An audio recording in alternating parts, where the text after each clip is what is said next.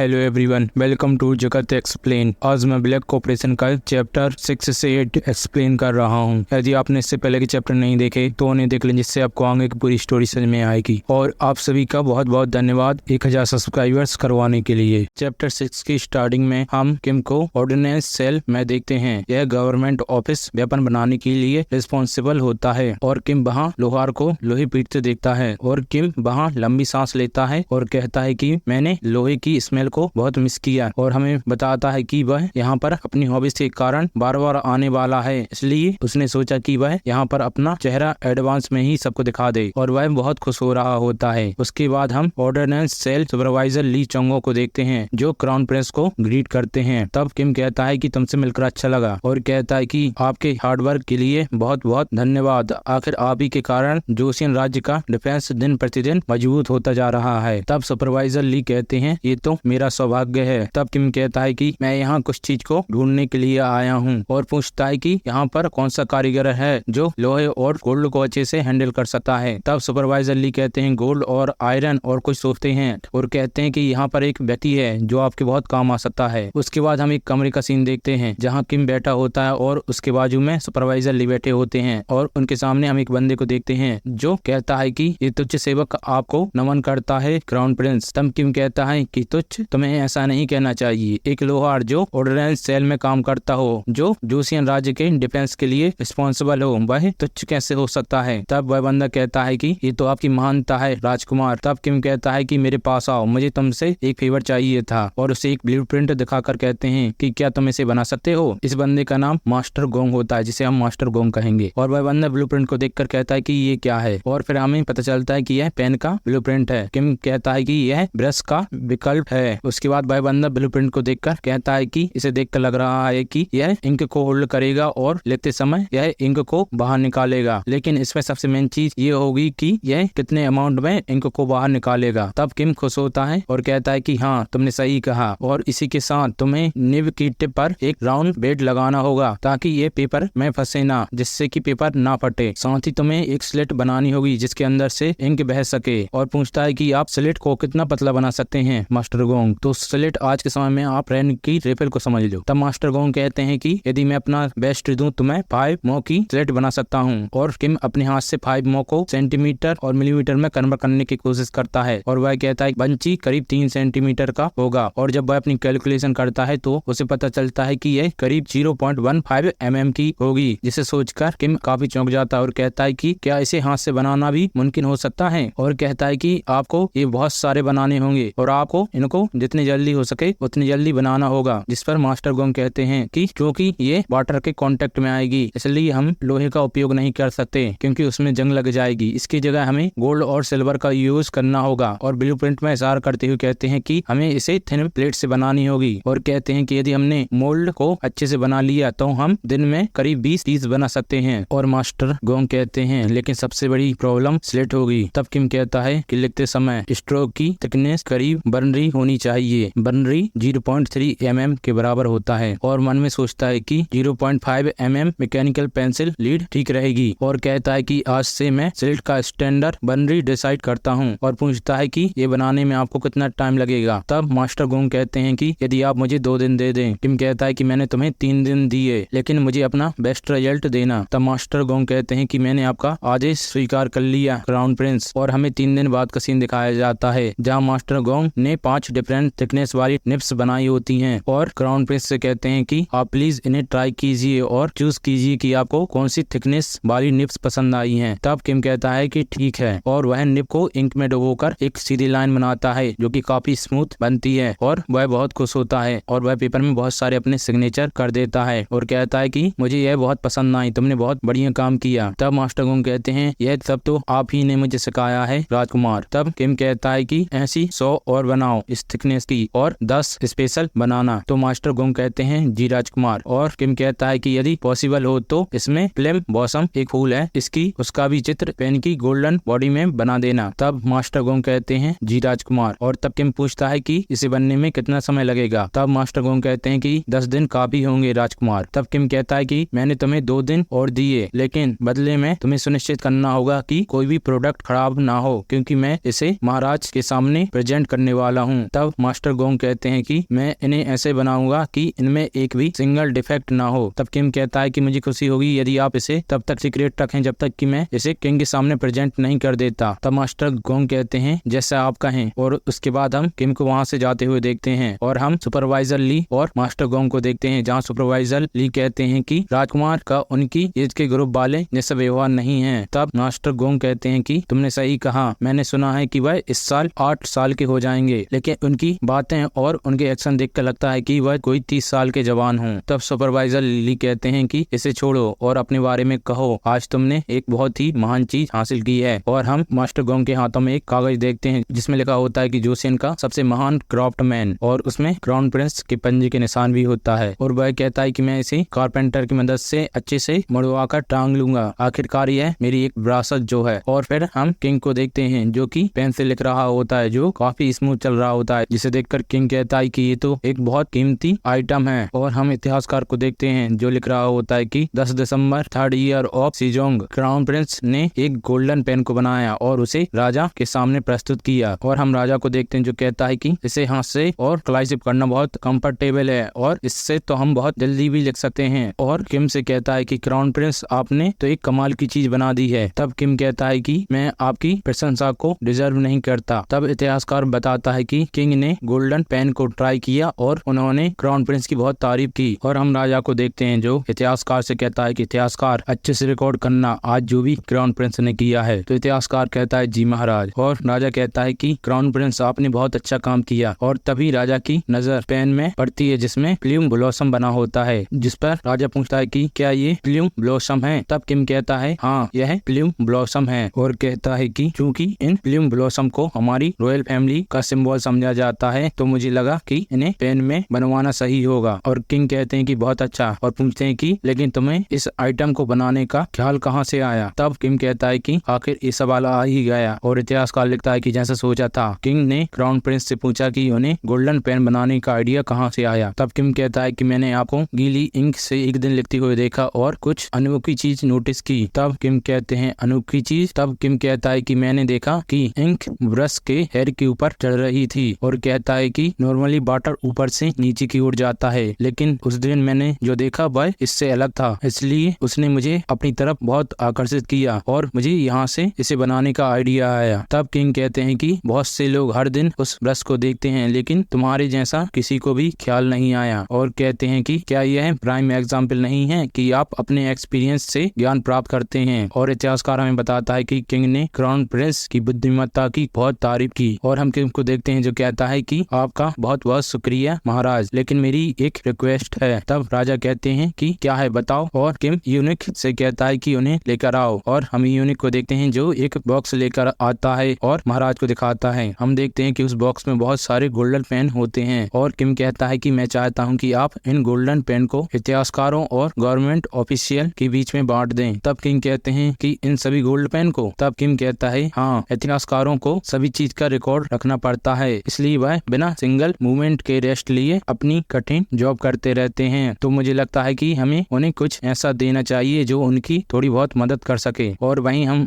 इतिहासकार को देखते हैं जो ये सुनकर बहुत खुश होता है। और इतिहासकार बताता है कि उस दिन क्राउन प्रिंस ने महाराज से रिक्वेस्ट की कि सभी मिनिस्टर्स और ऑफिसर्स जिन्हें जल्दी लिखना पड़ता है उन्हें ये पेन दिए जाएं। तब किंग हंसते हैं और कहते हैं कि क्राउन प्रिंस ये तो बहुत अच्छा आइडिया है। और मंत्रीगण से कहते हैं कि आप लोग क्या सोचते हैं। तब सभी मंत्री कहते हैं कि जैसा आप सोचते हैं महाराज, हम भी वैसा ही सोचते हैं। और राजा कहता है कि सोचने वाली बात है कि एक यंग मैन अपने सब्जेक्ट के लिए इतना सब कुछ सोच रहा है, यह तो एक ब्यूटीफुल सीन है। और किंग कहता है कि सेवक इन गोल्ड पेन को ले जाओ और जाकर इन्हें हिस्टोरियंस और गवर्नमेंट ऑफिशियल्स के बीच में बांट दो। तो वह सेवक कहता है जी महाराज। और हम इतिहासकार को देखते हैं जो लिखता है कि राजा ने गोल्डन पेन बांटने की परमिशन दे दी। और हम किंग को देखते हैं जो बहुत खुश हो रहे होते हैं। और वहीं हम मंत्रियों को देखते हैं जो भी खुश हो रहे होते हैं और कहते हैं कि क्राउन प्रिंस एक बहुत गहन चिंतक हैं। और वहीं हम किंग को देखते हैं जो भी खुश होता है। और हमें बताया जाता है कि गोल्डन पेन के बनने के थोड़े ही समय बाद हायांग मतलब किम ने कुछ ऐसा बनाया जिसने पूरे जोशियन में हलचल मचा दी। और चैप्टर के नीचे हमें इतिहासकार के नोट दिखाया जाता है जिसमें लिखा होता है कि 10 दिसंबर सेजोंग का 3रा साल। यहाँ पर सेजोंग का 3रा साल ऐसा लिखा है क्योंकि सेजोंग को राजा बने 3 साल हो गए हैं, मतलब कि जब राजा बनता है तो वहाँ से नया वर्ष चालू होता है। और इतिहासकार ने लिखा होता है कि क्राउन प्रिंस ने गोल्डन पेन बनाया और उन्हें राजा के सामने पेश किया। किंग ने गोल्डन पेन को ट्राई किया और उन्होंने क्राउन प्रिंस की बहुत तारीफ की और किंग ने पूछा कि क्राउन प्रिंस आपको इन्हें बनाने का विचार कहाँ से आया। और क्राउन प्रिंस ने कहा कि उन्होंने ब्रश एयर में इंक को ऊपर जाते हुए देखा, उन्हें वहाँ से आइडिया आया। तब किंग ने क्राउन प्रिंस की बुद्धिमत्ता की बहुत तारीफ की और क्राउन प्रिंस ने महाराज से रिक्वेस्ट की कि वह सभी मिनिस्टर और ऑफिसर्स जिन्हें बहुत ज्यादा लिखना पड़ता है उन्हें यह गोल्डन पेन दिया जाए। चैप्टर 7 की स्टार्टिंग में हमें बताया जाता है कि किम के गोल्डन पेन बनाने के बाद उन्हें कोर्ट ऑफिसर्स के सामने पेश किया गया, जिनका रिएक्शन देखने वाला था। और हमें बताया जाता है कि किम की इज्जत हिस्टोरियन और गवर्नमेंट ऑफिसर्स के बीच बहुत ज्यादा बढ़ गई। और हम दो ऑफिसर्स को देखते हैं जिसमें से एक कहता है कि क्या तुमने क्राउन प्रिंस द्वारा बनाए गए गोल्डन पेन को ट्राई किया है? तो दूसरा ऑफिसर कहता है कि हाँ, मैंने उन्हें ट्राई किया, वह बहुत ही अच्छे हैं। और हमें बताया जाता है कि क्योंकि पहले डॉक्यूमेंट्स लिखने के लिए बहुत ज्यादा मेहनत लगती थी, लेकिन गोल्डन पेन आने के बाद वह मेहनत बहुत कम हो गई। और बताया जाता है कि किंग ने गोल्डन पेन बनाने के साथ साथ ही राइटिंग पैड भी बनाया और उसे ऑफिसर्स के सामने प्रेजेंट किया। और बताता है कि मिलिट्री जनरल्स जो अपनी ड्यूटी पर होते थे और जिन्हें उस समय अर्जेंट ऑर्डर देना होता था, उनके हिसाब से भी राइटिंग टैबलेट बनाए गए ताकि वह कहीं भी किसी भी जगह आसानी से लिख सकें। और बताया जाता है कि गोल्डन पेन और राइटिंग टैबलेट एक परफेक्ट कॉम्बिनेशन है। और फिर हम राजा को देखते हैं जो कहता है कि ये तो कमाल का है। और हमें बताया जाता है कि सेजोंग ने गोल्डन पेन और राइटिंग टैबलेट दोनों को लार्ज नंबर में बनाने का आदेश दिया और उन्हें मिलिट्री पर्सनल्स के बीच में बांटने को कहा। और हमें बताया जाता है कि किम ने जो गोल्डन पेन बनाए उन्होंने पूरे जोशियन किंगडम को बदल कर रख दिया। और फिर हम एक मार्केट का सीन देखते हैं जहाँ पर एक व्यापारी पॉलिश राइस बेच रहा होता है और उसी के सामने हम एक ऑफिसर को देखते हैं जो उससे बार्गेनिंग कर रहा होता है। और वह ऑफिसर कुछ निकलने के लिए अपने इंक स्टोक और पेन को मंगाता है और उसने जो भी खरीदा होता है उसे उस गोल्डन पेन की मदद से लिख रहा होता है। तब वह व्यापारी उस गोल्डन पेन को देखकर कहता है कि क्या यह वह अफवाहों वाला गोल्डन पेन है? तब वह ऑफिसर कहता है कि हाँ, महाराज ने मुझे यह स्वयं दिया है, तुम इसके ऊपर फिल्म ब्लॉसम का पैटर्न देख ही सकते हो, ये बहुत सुंदर है ना? तब वह व्यापारी कहता है कि ये तो बहुत ही अच्छा लग रहा है। तब वह ऑफिसर बहुत खुश होता है और कहता है कि इसे कैरी करना बहुत ही आसान है और जब मुझे अर्जेंटली कुछ लिखना होता है तो मैं इससे लिख लेता हूँ। और कहता है कि ठीक है, तो मैं चलता हूँ, मैंने आज जो पेपर खरीदे हैं उन्हें अपने घर पर भी ले जाना है। और हम उस व्यापारी को देखते हैं जो कहता है कि अपना ध्यान रखिएगा माय लॉर्ड। और वह व्यापारी सोचता है कि गोल्डन पेन और कहता है कि मुझे इसमें से मनी की खुशबू आ रही है। और हम राज्य दरबार का सीन देखते हैं जहाँ पर कुछ मंत्री कहते हैं कि महाराज, अभी कुछ समय से राज्य की गलियों में कुछ गलत हो रहा है। तब महाराज पूछते हैं कि क्या गलत हो रहा है, मुझे बताओ। तब वह मंत्री कहते हैं कि हमने सुना है कि नकली गोल्ड पेन को गलियों में बेचा जा रहा है। और कहते हैं कि आखिर उन लोगों की हिम्मत कैसे हुई कि वह नकली उत्पादों को ऐसे बेच सकते हैं। और कहते हैं कि यह बहुत ही बड़ा क्राइम है। और वहाँ पर सभी लोग अपना सर झुकाकर कहते हैं कि महाराज, हम चाहते हैं कि आप उन सभी को बहुत कठोर दंड दें। तब राजा कहता है कि मुझे इसके बारे में क्राउन प्रिंस की सलाह लेनी चाहिए, आखिर वह हैं जिन्होंने गोल्डन पेन को बनाया है। और राजा कहता है सेवक जाकर क्राउन प्रिंस को बुलाया जाए। तब हम किम को देखते हैं जो राज्यसभा में आता है और कहता है कि फादर, आपने मुझे बुलाया? तब राजा कहता है कि मंत्री लोग कह रहे हैं कि जिन्होंने नकली गोल्डन पेन बनाए हैं अपने प्राइवेट बेनिफिट के लिए उन सभी को दंड देना चाहिए। और पूछते हैं कि क्राउन प्रिंस, मैं जानना चाहता हूँ कि तुम इसके बारे में क्या सोचते हो। तब किम क्यूट सी शक्ल बनाकर कुछ सोचता है, इसे देखकर वहाँ के सभी मंत्री कहते हैं ये तो बहुत क्यूट लग रहा है। और क्राउन प्रिंस कहते हैं कि महाराज, क्या आप इस मैटर को मेरे ऊपर छोड़ सकते हैं। और हमें 1 महीने बाद आयकर मंत्रालय का सीन दिखाया जाता है जहाँ हम क्राउन प्रिंस को देखते हैं जहाँ उसके सामने कुछ व्यापारी लोग अपने घुटनों के बल बैठे होते हैं और अपना सर झुकाकर कहते हैं कि हम तुच्छ जीव आपको नमन करते हैं क्राउन प्रिंस। तब किम कहता है कि ठीक है, तुम लोगों को पता है मैंने तुम्हें यहाँ किस लिए बुलाया है। और उन सभी को नकली पेन दिखाकर कहता है कि तुम सभी को यहाँ बुलाने का कारण ये है। तब वह सभी व्यापारी अपना सर नीचे झुकाकर कहते हैं कि हमारे मर्चेंट ग्रुप ने कभी ऐसी चीज नहीं की। तब किम कहता है कि मैं तुम लोगों के ऊपर चार्ज नहीं लगाने वाला और कहता है कि सभी लोग खड़े हो जाओ। लेकिन वह सभी व्यापारी बहुत ज्यादा डर रहे होते हैं इसलिए वह खड़े नहीं होते। तब किम उन्हें गुस्से में घूरता है और कहता है कि मुझे दोबारा बोलने के लिए मत कहो। तभी बाजू में खड़ा सर्वेंट कहता है कि तुम लोग क्या सोच रहे हो, जल्दी से खड़े हो जाओ। और हम उन सभी को एक टेबल के ऊपर बैठे देखते हैं जहाँ किम कहता है कि तो मैं सीधे पॉइंट पर आने वाला हूँ और कहता है कि मैं फ्यूचर में गोल्ड पेन और रेगुलर पेन के उत्पादन को तुम में से किसी एक मर्चेंट ग्रुप को देने वाला हूँ। जिसे सुनकर सभी लोग हैरान रह जाते हैं और किम कहता है कि कि लेकिन जो भी मर्चेंट ग्रुप गोल्डन पेन को बनाएगा उन्हें प्रॉफिट में से 20% सरकार को देना होगा। और किम कहता है कि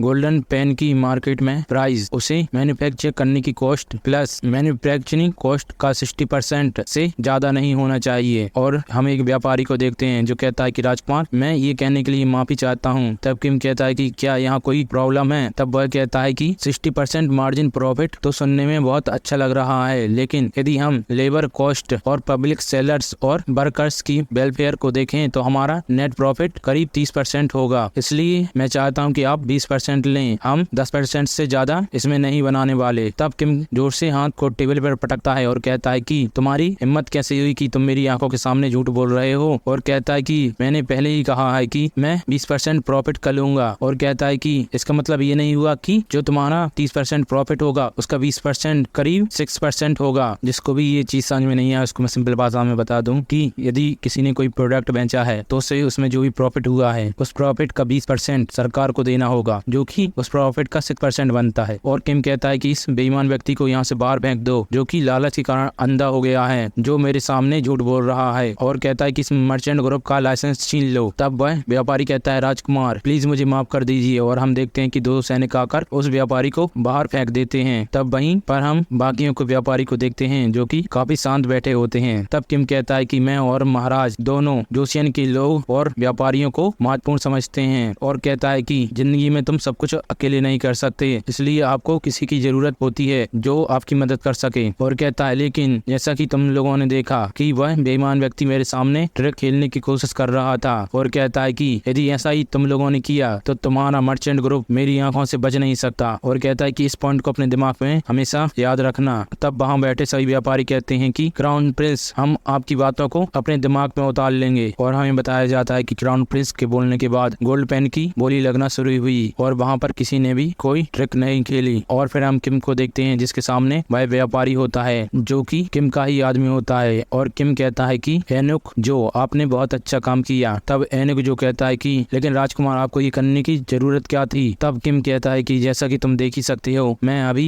छोटा हूँ, इसलिए मेरे पास इसके अलावा कोई और चॉइस नहीं थी। तब एनुक जो कहता है कि ये तो आपने सही कहा और कहता है कि तो मुझे वापस चलना चाहिए। तब किम कहता है ठीक है। और किम सोचता है कि चीजें आसानी से बढ़ रही हैं और मुझे चीजें इसी तरह से करते रहना चाहिए। उसके बाद हम राज दरबार का सीन देखते हैं जहां इंस्पेक्टर जनरल सुंग उम कहते हैं कि मैं कुछ कहना चाहता हूं महाराज। और हम किम को देखते हैं जिसे पता नहीं होता कि वह जनरल क्या कहने वाला है। और वह जनरल कहता है कि हमें राजकुमार के प्लान के हिसाब से नहीं चलना चाहिए महाराज। चैप्टर 8 की शुरुआत में हम इंस्पेक्टर जनरल सुंग उम को देखते हैं जो कहते हैं कि मैं कुछ कहना चाहता हूँ, हमें क्राउन प्रिंस के प्लान के हिसाब से आगे नहीं बढ़ना चाहिए। और हमें बताया जाता है कि यह पहली बार है जब किसी ने किम के खिलाफ कुछ कहा है। फिर हमें कुछ समय पहले का सीन दिखाया जाता है तहाँ मिनिस्टर ऑफ टैक्सेशन किम जयोंग और उनके साथी खुश हो रहे होते हैं। और हमें बताया जाता है कि नेशनल बजट जो पहले कभी भी इतना ज्यादा नहीं था वह गोल्ड पेन की बिक्री की बाद से धीरे धीरे बढ़ना चालू हो गया। इससे किंग सेजोंग और उनके मंत्री का ट्रेडिंग को लेकर एक पॉजिटिव व्यू बनने लगा। और फिर हम एक सीन देखते हैं जहाँ राजा कहता है कि क्राउन प्रिंस, आपने बहुत अच्छा काम किया। और हमें बताया जाता है लेकिन दूसरी साइड जो लोग क्राउन प्रिंस के डिसीजन से नाखुश थे वह इकट्ठा होने लगे। और हम कुछ लोगों को देखते हैं जहाँ वो कह रहे होते हैं कि रॉयल कोर्ट आखिर एक बिजनेस करने की जगह कैसे बन सकती है। ये व्यापारी जो सोशल हायरार्की में सबसे नीचे हैं उन्हें राजा और मंत्रियों का बहुत ज्यादा फेवर मिल रहा है। फिर हम इंस्पेक्टर जनरल को देखते हैं जो कहते हैं कि ये सब क्राउन प्रिंस ने स्टार्ट किया है। और कहता है कि हमें राजा को एक सही राह दिखानी चाहिए जिससे कि वह आगे और गलत मार्ग पर न जाए। इससे फर्क नहीं पड़ता कि क्राउन प्रिंस कितने बुद्धिमान है, आखिर वो अंत में है ही तो एक बच्चे। आखिर महाराज उन्हें ऐसे इम्पोर्टेंट मैटर को कैसे सेटल करने दे सकते हैं? क्या उन्होंने इसे एक बच्चों का खेल समझ रखा है? और सभी डिसाइड करते हैं कि कैसा हो यदि हम कंप्लेंट फाइल करें अभी। और सभी इस पर सहमत होते हैं कि वह सभी कंप्लेंट फाइल करेंगे। और फिर हमें बताया जाता है कि इससे पहले कि जो लोग क्राउन प्रिंस से नाखुश हैं वह अपनी कंप्लेंट फाइल करते सेजोंग पुराने राजा का निधन हो जाता है। और हमें बताया जाता है कि 10 मई सेजोंग का 4था वर्ष जोशियन के पुराने राजा तेजोंग का 56 साल की उम्र में निधन हो गया। और जो लोग क्राउन प्रिंस से नाखुश थे वह कहते हैं कि हमें अगले चांस का वेट करना चाहिए। तब सब सहमत होते हैं कि हम ये कंप्लेंट बाद में फाइल करेंगे। और हमें बताया जाता है कि दूसरी तरफ किम बहुत ज्यादा बिजी था। और हम किम को देखते हैं जो बुक्स की बहुत बड़ी लाइब्रेरी को देखकर कहता है कि ये सारी बुक यूरोप से आई हैं जिन्हें मैंने चाइना से लिया है। और कहता कहता है कि मुझे लगता है कि अब मुझे कोई भी नया आइडिया आएगा तो मैं उन लोगों से कह दूंगा कि मेरी इंस्पिरेशन ये बुक्स हैं, और सोचता है कि यदि मैं उन लोगों से हर बार कहूंगा कि ये मेरे आइडियाज हैं तो वह मुझ पर संदेह करना चालू कर देंगे, और सोचता है कि मुझे झूठ बोलना सीखना होगा, और कहता है कि सब कुछ मेरे प्लान के हिसाब से जा रहा है। फिर हम क्राउन प्रिंस के हाथ में गिनती टेबल को देखते हैं 1 2 3 4 5 1 2 3 4 वाली, जहाँ क्राउन प्रिंस कहता है कि हमारे नंबर्स को छोड़कर यदि हम इन हिंदू नंबरों से लिखें तो हमारे लिए आसान होगा। इन नंबर्स को पश्चिमी लोग अरबिक नंबर्स बुलाते हैं, इनका हमारे किंगडम में भी यूज होता है। जिनको नहीं पता कि जो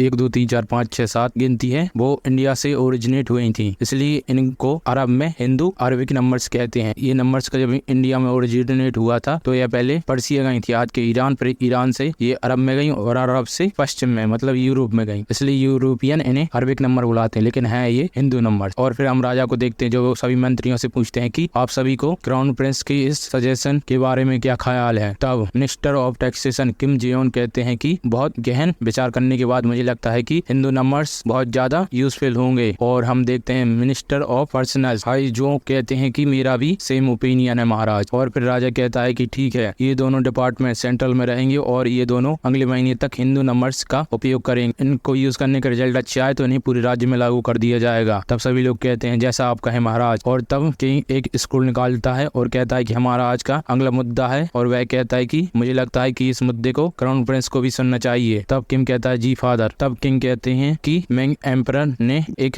रॉयल लेटर भेजा है, और हमें बताया जाता है कि किंग सेजोंग ने ऑर्डर एंड सेल से मैन्युफैक्चर गोल्ड पेन को मिंग एम्पायर के एम्परर को भेंट के रूप में दिए थे, जिन्हें देखकर एम्परर योंगले बहुत ज्यादा सेटिस्फाइड हुए और उन्होंने एक ऑर्डर भेजा कि उन्हें 10,000 gold pen as a tribute दिए जाएं। तब राजा कहता है कि क्राउन प्रिंस जैसा कि तुम जानते हो कि हमारे नेशनल बजट में इतनी सेविंग नहीं है कि हम 10,000 गोल्ड पेन को भेज सकें। तब किंग कुछ सोचता है और उसे एक आइडिया आता है और कहता है कि पिताजी कैसा हो यदि हमारी गवर्नमेंट बिजनेस को चलाए। तब इंस्पेक्टर जनरल सुंग चौंकते हैं और कहते हैं कि बिजनेस ऐसी छोटी। तब राजा इंस्पेक्टर जनरल को बीच में रोकते हैं और कहते हैं कि इंस्पेक्टर जनरल थोड़ी देर के लिए शांत रहो, और कहते हैं क्राउन प्रिंस आप अपनी बात को कंटिन्यू कीजिए। और किंग कहता है कि चूंकि मिंग एम्परर ने लेटर भेजा है कि उन्हें गोल्ड पेन बहुत पसंद आए, तो इसका मतलब कि मिंग एम्पायर के लोगों को भी गोल्ड पेन बहुत पसंद आए होंगे। और कहता है कि मिंग एम्पायर हमसे बहुत बड़ा है, जिनकी टेरिटरी बहुत ज्यादा है और पॉपुलेशन भी बहुत ज्यादा है, तो वहाँ पर लिखने वाले जोशियन के मुकाबले बहुत ज्यादा संख्या में होंगे। तब किंग कहता है कि यदि हम उन मर्चेंट ग्रुप से संपर्क करें जो कि गोल्ड पेन बनाने के इंचार्ज हैं, और हम उनसे कहें कि वह और ज्यादा पेन बनाएं और उन्हें मिंग एम्पायर में बेचें, तो जो मिंग एम्पायर को हमें ट्रिब्यूट देना है हम उससे भी ज्यादा पैसे कमा सकते हैं। तब राजा और वित्त मंत्री किम जेओ दोनों को विचार करते हैं और उसकी कैलकुलेशन लगाते हैं और कहते हैं कि यदि हमने ऐसा किया तो हमें जरूर प्रॉफिट होगा। एक्चुअली जो जोशियन है ना, उसको आज के समय का कोरिया समझ लो, कोरिया दोनों, साउथ और नॉर्थ कोरिया दोनों। मिंग एम्पायर को चाइना समझ लो, लेकिन चाइना में तिब्बत को हटा दो, मंगोलिया को हटा दो, और जो यूगन मुस्लिम रहते हैं ना जहाँ, उस क्षेत्र को हटा दो, तो आज का जो चाइना बचेगा वह मिंग एम्पायर जितना बड़ा होगा। और फिर किम कहता है कि हम उन मर्चेंट ग्रुप को हमारे एनबॉय जो कि मिंग एम्पायर जाएगा उनके साथ भेज देंगे, और उनके साथ जाने के बदले हम उन व्यापारियों से केवल रेंट के पैसे लेंगे। तब इंस्पेक्टर जनरल चिल्लाते हैं और कहते हैं नहीं, हमें क्राउन प्रिंस के इस प्लान के साथ नहीं जाना चाहिए, और कहते हैं कि क्राउन प्रिंस के ये प्लान से हमारी सरकार को बहुत ज्यादा पैसा तो आ जाएगा, लेकिन जैसा कि पास्ट में हुआ है, जब लोगों के पास बहुत ज्यादा धन आ जाता है तो वह लग्जरी में डूब जाते हैं और लोगों पर अत्याचार होना शुरू हो जाता है। ऐसे राज्य में एक सच्ची योद्धा राजा का होना संभव हो जाता है। तब मिनिस्टर ऑफ राइट्स कहते हैं कि मैं इंस्पेक्टर जनरल की बातों से सहमत हूँ। तब किम चौंक जाता है और मिनिस्टर ऑफ राइट्स की तरफ देखता है, और तब मिनिस्टर ऑफ राइट्स कहते हैं कि वह तुच्छ व्यापारी हमारे साथ मिडिल किंगडम की ट्रिप पर जाएंगे, इससे तो जोशियन डायनेस्टी की इज्जत कम होगी। और कहता है कि ऐसा लगता है कि क्राउन प्रिंस को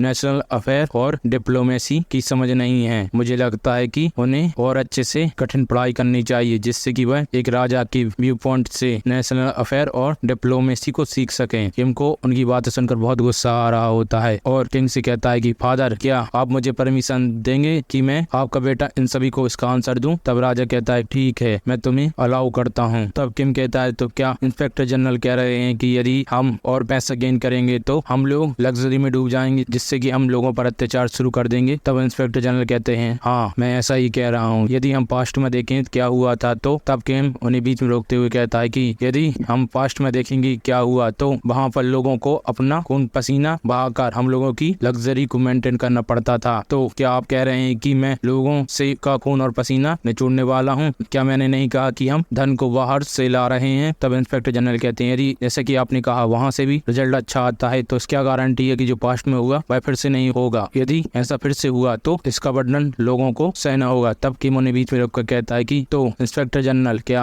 आप आज ही के लिए जिंदा रहने वाले हैं? तब इंस्पेक्टर जनरल कहते हैं कि आप क्या कहना चाहते हैं? तब किम कहता है कि आपको कैसे विश्वास है कि हम गोल्ड पेन को केवल एक ही बार बेचने वाले हैं? और कहता है कि और व्यापारी केवल गोल्ड पेन अकेले नहीं बेचेंगे वहाँ। तब इंस्पेक्टर जनरल कहते हैं कि यहाँ कोई है जो हाई रैंकिंग ऑफिसर्स के अलावा भी गोल्डन पेन यूज करता हो? पहली बार लोगों ने पेन को यूनिवर्सिटी में खरीद लिया, लेकिन अब यह इसका अंत है। ये पेन वुडन ब्रश की महानता को फॉलो नहीं करते और ये पेन कुछ ही समय में कुछ नहीं होंगे, बस बच्चों के खिलौने की टॉय बन के रह जाएंगे। तब वित्त मंत्री कहते हैं कि आप गलत हैं इंस्पेक्टर जनरल। क्या आपको अंदाजा है कि हर महीने कितने पेन बिक रहे हैं? गवर्नमेंट लेवल पर 400 और लोगों के बीच में 1000 से ज्यादा पेन बिक रहे हैं। और इंस्पेक्टर जनरल चौंकते और कहते हैं कि एक महीने में आखिर ये तो चीजें एक महीने में ऐसे कैसे बिक सकती हैं? तो अब किम कहता है कि मुझे माफ करना, क्या ये इसलिए तुच्छ है कि इन्हें एक बच्चे ने बनाया है? तब इंस्पेक्टर जनरल को रियलाइज होता है। तब इंस्पेक्टर जनरल अपना सर झुका कहते हैं कि मुझे माफ करना मेरी इस रूडनेस के लिए। तब किम कहता है कि तो